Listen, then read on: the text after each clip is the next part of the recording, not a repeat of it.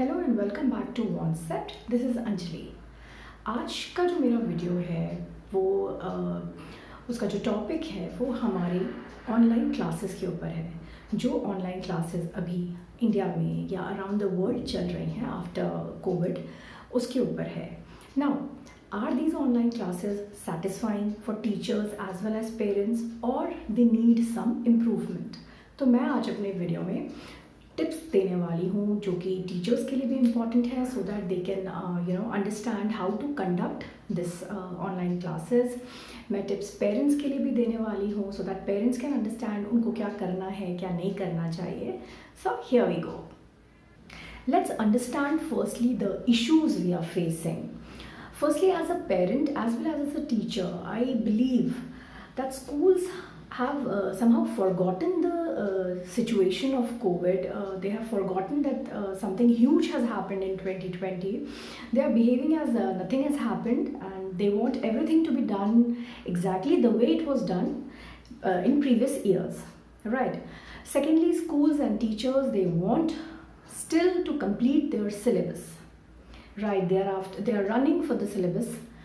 And thirdly, they are emphasizing on written assessment. Rather, in this situation, especially for small children, this written assessment could be changed to oral assessment. Now let's understand how to overcome these issues. Now, the tips for teachers. What teachers need to do.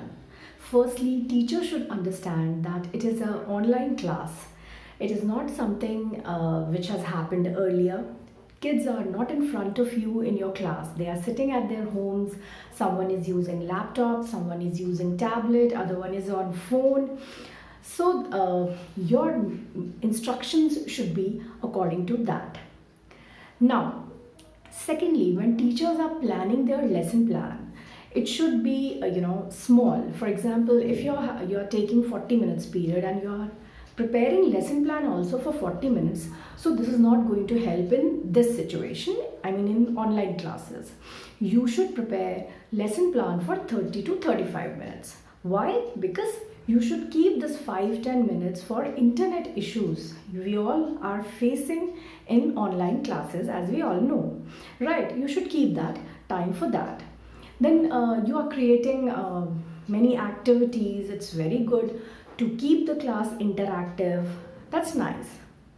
But please, teachers, keep this in your mind that whatever you are showing on screen, it should be big enough so that kids can look, they can understand, because they are already watching screen for so long. So whatever you are showing, it should be big enough, right? And instead of taking things, videos from here and there, it's always better for teachers to prepare their own. Whatever is the topic, they should prepare their own videos or their own content. Why? Because children are already familiar with you.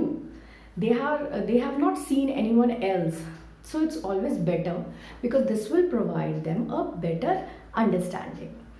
Then teachers should keep motivating children. You are keeping class interactive, you are asking questions, that's nice. But in case children has given wrong answer, then also please, you should keep motivating them, because you should not forget they are sitting at their home and watching you through laptops and phones. You are not in front of them actually. So this is going to create a difference, right? Teacher should keep repeating his or her words or sentences, because we all know this is online mode. So you are not visible actually, you are just visible through the screens. So whatever you are saying, maybe due to internet issue, some kid will not be able to understand at once. So teachers should keep repeating whatever they are saying. So this we have talked about tips for teachers, what teachers need to do in this online classes. Now, we parents should also have to understand that we are at home. If no matter what, you should not help your kid, right? Let the child do whatever task is given to him. You should be around, you are here and there, that's fine, but you should help, parents should help whenever some internet issue is there, right? But we should not give any answer to any question so that our kid is able to give the answer in the class. No, let him handle his her situation. If he doesn't know the answer, it's perfectly fine. Teachers are there to help him out, right? We are not. You have to teach them later. You can do that, as we all parents do that. But that at that time when their classes are going on, we parents should not interrupt.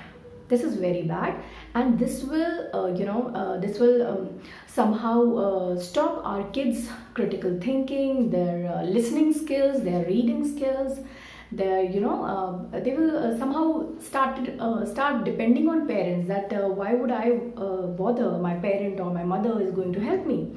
So we should not do that. If parents have any doubt, they can talk in with the concerned teacher in the parent teachers meeting, right? Now, as a teacher as well as a parent, I think these points should be taken care of. This way we can help our students, we can help our children.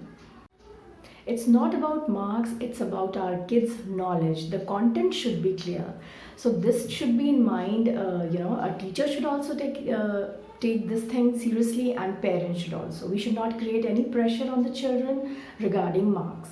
And these assessments can be done by teachers or the school through orally also, because what we actually want only the knowledge, what knowledge kid has gained.